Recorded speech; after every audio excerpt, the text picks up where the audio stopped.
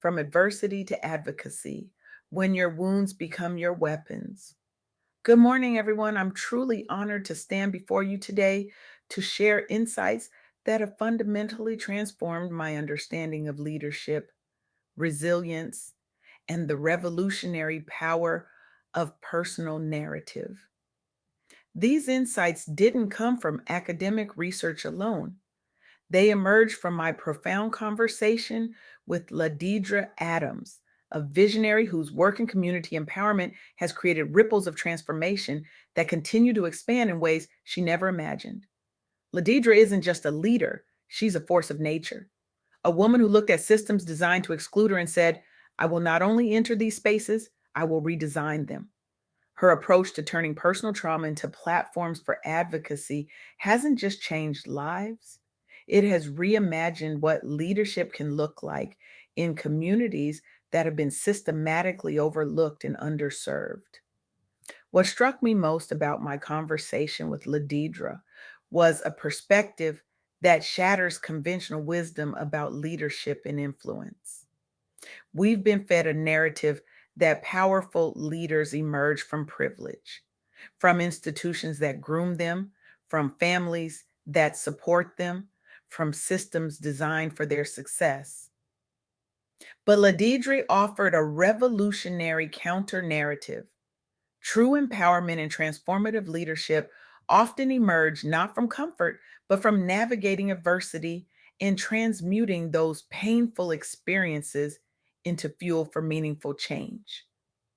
This insight stopped me in my tracks.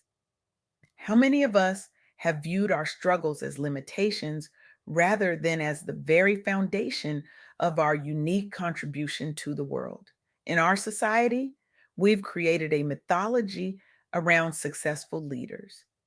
They attend prestigious universities, they speak with polished eloquence, they have pristine resumes and powerful networks.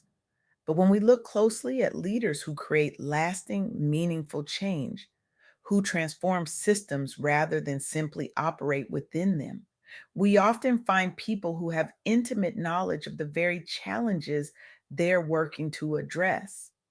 Their leadership isn't theoretical, it's embodied, it's personal, it's forged in the fire of lived experience. During our conversation, LaDeidre emphasized three principles that I believe can revolutionize how we approach both personal growth and community leadership. First, resilience isn't just about surviving difficulty, it's the foundation for authentic leadership. Your ability to overcome personal and professional obstacles becomes your greatest asset in inspiring and empowering others. When you've walked through fire and emerged not just intact, but transformed, you carry an authority that cannot be taught in any leadership program. Second, real advocacy begins with empathy, born of experience.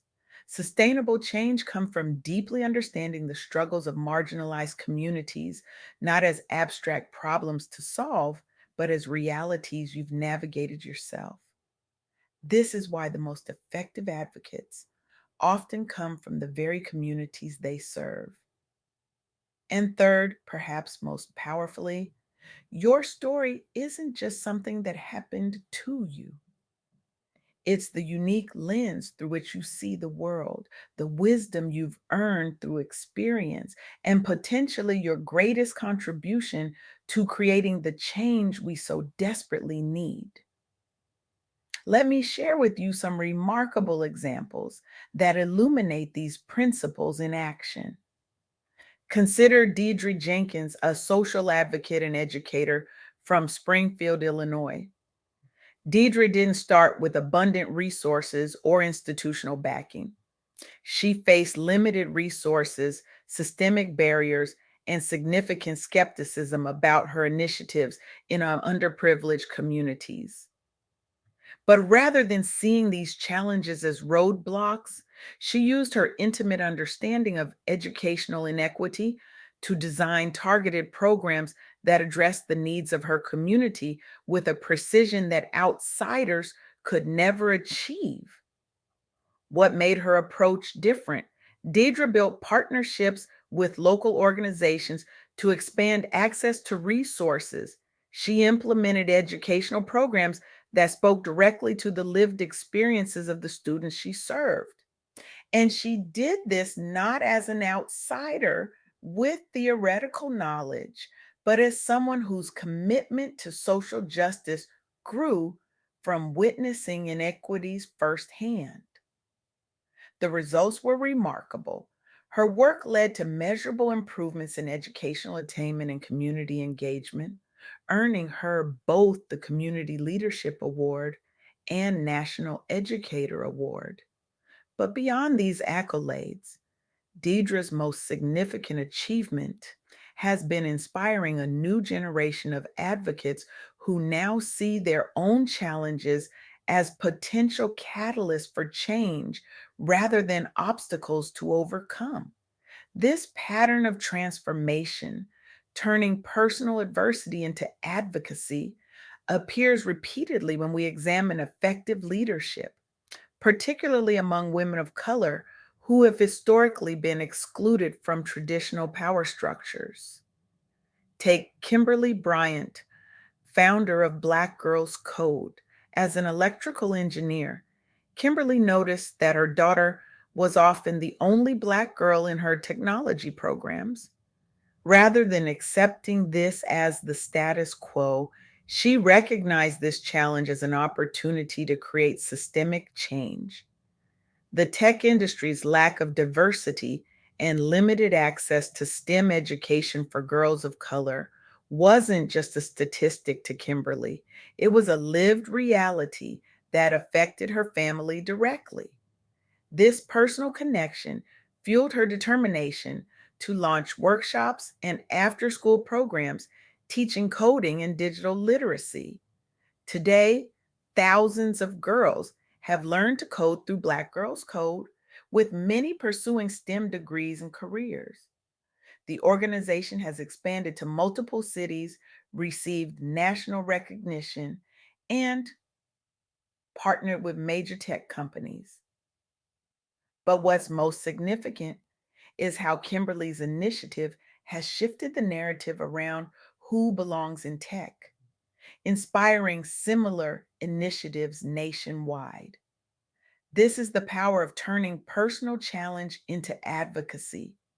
It's not just about overcoming obstacles for yourself, it's about creating pathways for others facing similar barriers. Another powerful example comes from Natalie Madeira Caulfield, founder of Walker's Legacy. Natalie's experience as a Black woman entrepreneur showed her firsthand the challenges women of color face in accessing business networks, capital, and mentorship. Rather than accepting these limitations, she created a membership network offering workshops, mentorship, and resources tailored specifically for Black and Brown women entrepreneurs. The impact has been transformative. Walker's legacy has supported thousands of women in launching and scaling businesses, resulting in increased economic mobility and representation. The organization has expanded nationally, formed partnerships with government and private sector entities, and been recognized as a leading advocate for minority women in business. What these stories share is a common thread. The most effective advocates often emerge from the very communities they serve. Their leadership isn't despite their challenges, it's because of them. This perspective offers a profound shift in how we might view our own difficulties. What if the challenges you faced aren't obstacles to your leadership, but the very source of your most valuable insights? In our conversation, LaDeidre emphasized that this approach to leadership, grounded in personal experience and authentic connection, is particularly relevant for Black women who have historically been expected to be strong without acknowledging vulnerability. The strong Black woman trope has created impossible standards that can lead to burnout and disconnection. but there's a powerful alternative emerging. It's what some might call entering your soft girl era, not as a trend, but as a reclamation of wholeness. It's about recognizing that true strength includes vulnerability, that effective leadership requires self care, and that your story, with all its complications and challenges, is a source of wisdom, not something to overcome or hide. For high achieving individuals who have spent years in survival mode, leading teams, raising families, holding down households, carrying communities, this perspective offers a revolutionary possibility. What if the path forward isn't about pushing harder, but about grounding more deeply in your authentic experience? What if your challenges aren't weaknesses, but the very source of your unique contribution? This isn't about aesthetics or trends, it's about a spiritual, emotional, and mental recalibration. It's about dropping the superwoman cape and embracing the radical act of self love that allows you to advocate effectively without burning out. Learning to say no without guilt becomes not just a personal boundary, but a revolutionary act that preserves your energy for meaningful impact.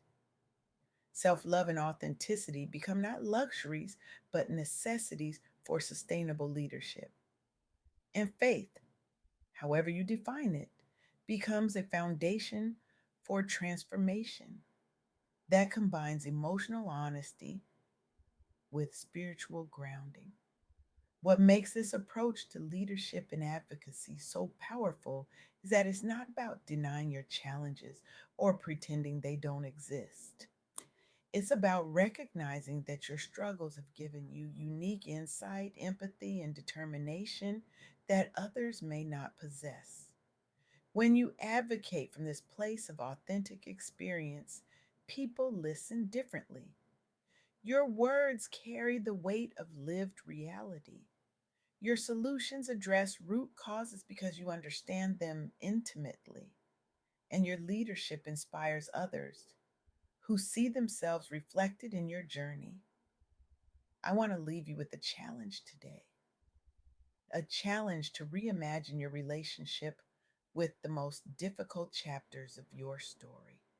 What if those moments of struggle, those experiences that have caused you pain, those challenges that have sometimes felt overwhelming, what if they are not just obstacles you've overcome, but the very foundation of your most powerful contribution to the world?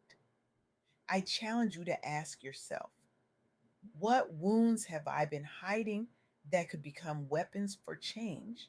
What experiences have I been ashamed of that could become sources of connection?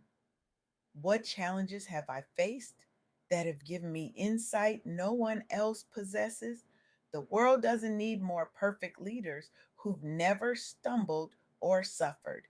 It needs authentic advocates who understand the challenges they're addressing because they've lived them.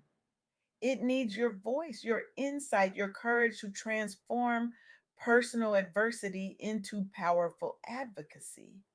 Your story isn't just something that happened to you, it's the unique lens through which you see the world, the wisdom you've earned through experience, and potentially your greatest contribution to creating the change we so desperately need.